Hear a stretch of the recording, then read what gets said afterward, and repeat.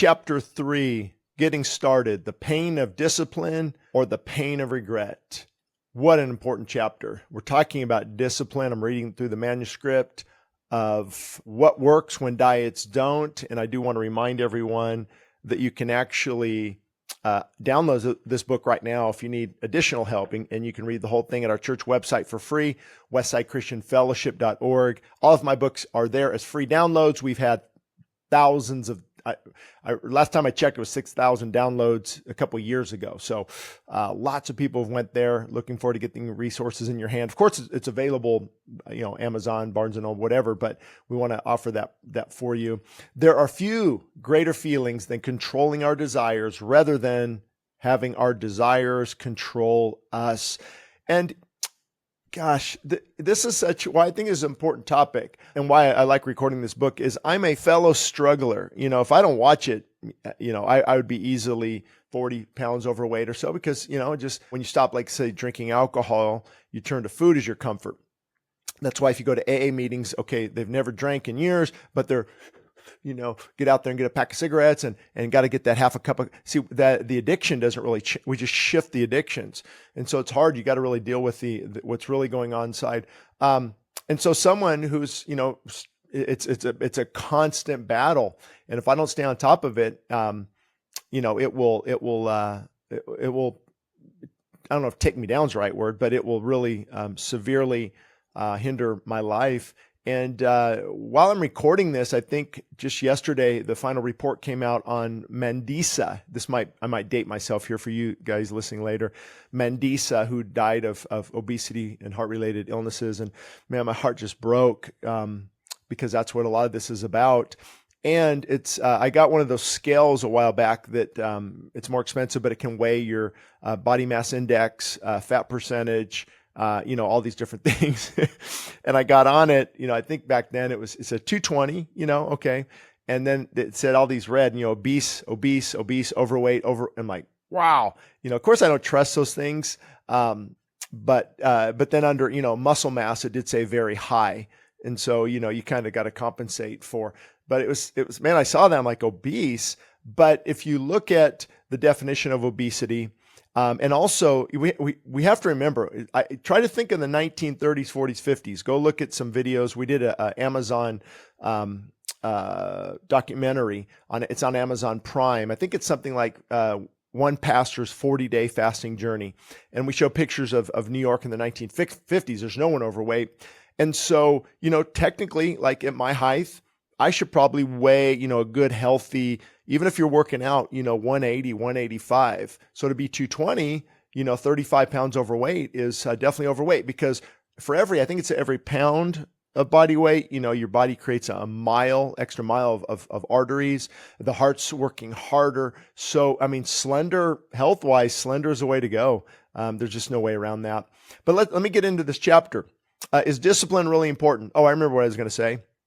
And remember, I'm not reading the manuscript exactly the way it appears in the book. I'm adding a lot of new information in. That's why I'm excited to do this. But I would say, as I'm going through my own journey right now, discipline is very important.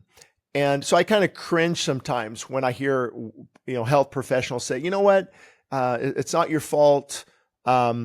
It's genetics. You were, I don't know what they'll say. You just got to do this for 30 days. You got, do my program. It's not about calories. It's not about what kind of food you eat. And it's like, guys, you're gravely mistaken. Discipline, self-control is actually a biblical principle. The fruit of the Spirit: love, joy, peace, contentment, long-suffering, gentleness, kindness, self-control, perseverance, commitment, fortitude. So I think if we remember, okay, this is going to be a journey. It's going to be a battle, but I can finish strong. So yes, discipline is very important. Through extensive contact within the fitness industry, I found that many people recognize the need for discipline, but they believe that they had little, if any. So I'm going to encourage you with this chapter, because you do have extraordinary discipline if you want it. And I kind of tease our congregation sometimes. We have 6 a.m. worship in the morning. And I say, hey, next Sunday, the first 100 people, we're actually going to give $10,000 to cash, the first 100. I guarantee there would be a line starting a week prior, sleeping out front, bringing their tents. Oh, they just became very disciplined, very disciplined. Why? Because the motivation. So see, the motivation is often what fuels the discipline. And I love listening to podcasts by Navy SEALs, or from Navy SEALs. Maybe because I'm close to Camp Pendleton down there, or the SEAL training in San Diego, Coronado. I've been down there, love it. Just kind of love that type of manly man as far as, the characteristics and the strength. I don't think I could have ever went through SEAL training. I wasn't motivated. But, listening to them, a lot of them had that deep motivation. I had to prove my parents or my dad wrong, or I had to get through this. Like Chris Beck, who was on my program, who was transgender switchback. He was on my podcast, how his father, and just having to please his father or to accomplish something. And a lot of the other guys, the Sean Ryan's podcast, and we've had another Navy SEAL, Chad Williams, who spoke at our church, and just the motive behind it. You're like, okay, I can see how, like, they go into it like, I'm either going to pass or I'm going to die. They're going to bury me in the sand. That's some motivation versus, well, it'd be cool to be a Navy SEAL. I'm going to go through it. And then, man, you're not going to make it a day or two. The motivation is key. So same thing. My point is same thing with health and fitness and weight loss. So what happens, though, is they fail to recognize that they already do possess a discipline. They just have to tap into it. If it were possible to have offered them a generous sum of money as soon as they reached their weight loss goal, they would have become quickly motivated and highly disciplined. I just use this example with the church, right? And they would have lost the desired weight. Most people would. I'm sure there's exceptions, but if there's a huge reward at the end, we're going to become very disciplined. So what about the reward of feeling better and sleeping better and inflammation down and the body feeling better and the serotonin's up and the endorphins and spending time with your kids, and I can finally, spend time with my grandkids and play with them, and I'm sharp and I feel like, I can protect my family. What about all that? That should definitely motivate us. Health is far more valuable than money. I'd rather be motivated. Hey, Shane, if you can get your weight loss goal, here's 100,000. Okay. Versus if you can get to your weight loss goal, the productivity of your life is going to be, highly increased. I don't know if that's right grammar wise, but it sounded good. It's going to be increased greatly. How's that? So what we have to do then is focus on discipline. Discipline is often referred to as training the mind or the body, and it is. So what was kind of hard discipline for me years ago, now it's actually part of my life. People say, isn't it hard to eat healthy? Not at all. I don't crave, I have it now and then, but I don't crave fast food. Like after church, everyone's wanting to get to fast food this, fast food that, and I just want to get home and I'm craving healthy food because I feel better. I don't want to go to a nap. I'm not tired. I'm not sluggish. And so exercising, I get up in the morning, early in the morning, spend my time with God, get the exercising done. I've got the rest of the day. It just becomes, it's actually not hard at all. It's very easy because you have formed a habit.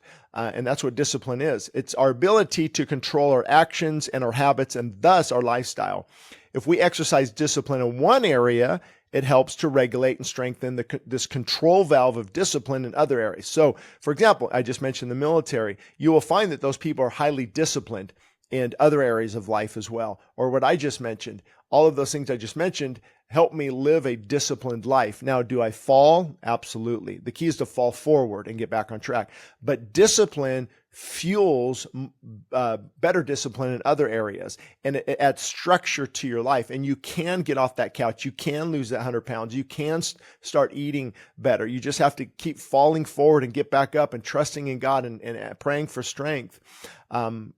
Basically, that we have to focus on better health. And why that's more important is, if you focus on, I've made this mistake years ago. I don't do it anymore because I learned my lesson, but okay, by July 1st, I'm going to have a 6-pack. I'm going to, look like The Rock, but smaller. That's not really a believer. That shouldn't be your focus. That shouldn't even be the goal. Because then what happens? Oh, I'm not looking like The Rock quick enough. Or for women, I don't know who it is. I'm not looking, forget it, this isn't working. Well, see, that goal was short-sighted, but the goal of longevity and feeling better and taking care of your body, internally things are going good. It's just a matter of time. And it's much more, it's easier to stay disciplined when it's on realistic goals and the right mindset. If we exercise discipline in one area, it helps to regulate and strengthen discipline in other areas. And there are few greater feelings than controlling our desires rather than having our desires control us. Isn't that true? And that's why, when I did that, I did a message and I've written on pornography and the addiction of pornography. A lot of times you'll see it is tied with sexual sin in general, is tied with addiction to other things, whether it's alcohol, whether it's food, usually mainly like meat and carbohydrates, that animalistic nature. A lot of that's all tied together. If I'm not disciplined and I keep having these cigarettes, there's a chance I'm going to go on a website I shouldn't, and I don't smoke. I'm just giving examples. Or man, if I do this and I turn to alcohol, now I'm gonna be more susceptible to porn. Now I'm not going to get into the Word of God much anymore, and it's all connected. And so when we're tempted, we should ask ourselves, should I pass on this tempting food choice and feel the pain of discipline for approximately 5 to 10 minutes? Or should I indulge and experience the pain of regret? And I can tell you, again, you want to balance your life. It's going to look a lot different for different people. Earlier on, I was kind of worried what people thought, and people make fun of me. Oh, Shane can't have a Snickers bar. Shane can't have a cupcake. Yes, Shane can. Shane just chooses not to, and sometimes I do. But if I'll go somewhere, I'll be prepared. Maybe I'll eat something very healthy before I get to the barbecue or the kids' party or whatever. And then I'm not going to pig out. Because that's what happens. We go hungry. We pig out on all this junk food. And then when I make these choices, I feel so much better later in the day. I just decide to fast for lunch and just felt God was doing that this week. But I had a meeting at my favorite Mexican restaurant with some other pastors. And he said, Lord, I'm going to follow this. I mean, I don't have to eat. And they're ordering this Mexican food. It looks great. But I'm like, you know what? God just strengthened me. And I felt so much better leaving there because I didn't cave in. Now, do I do that perfectly all the time? No. But you got to get back and keep fighting. So discipline is so important. Don't believe the lies out there that it doesn't matter. And I hate when people say, it's not your fault. Now I know what they're saying, because if I'm working with, when I used to help people, and let's say there were, I've a friend of mine, Joy Robinson. I don't know if I mentioned. I think I thanked her in my book. She was on Oprah, and we're talking, around what year was that? 1999, possibly. 500 pounds or so. Just what a great person. We had a great, friendship. Tried to help her. There's other trainers that did help her.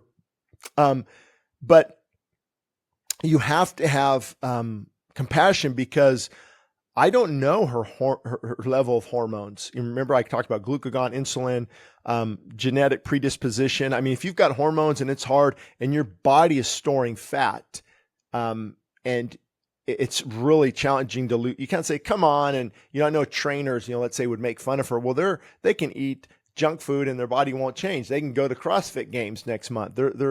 So genetics do play a role. But like I said before, they load the gun, but your lifestyle pulls the trigger. And of course, Joy could have done, a lot more other things, but there's a lot of pain and stuff. But just really, she passed away because of these things years ago. But I do remember that friendship and just feeling the compassion for her. But and I don't think we should let it hit us hard, like it is your fault. It is your fault. But you can't say it's not my fault, because we can make changes, and if we choose not to make changes, it does. The responsibility does fall on us. I'm leery of giving this example because I don't like it, but I think it proves a good point. Is if you studied anything about the concentration camps, 6 million people, nobody was overweight, zero. And so, when you say a fat gene or it's genetics, no, they're at about 900 to 1,200 calories a day, and eventually they got to the point of starvation. And so I think, we can make different choices, and I'm here to help in this area of self-discipline. Many authors and diet consultants argue that discipline and willpower cannot change behavior. I agree that discipline alone is not the answer, but totally dismissing it is an invitation for disaster. Addiction is often referred to as giving oneself up to a habit because of a lack of discipline and then becoming dependent upon that habit.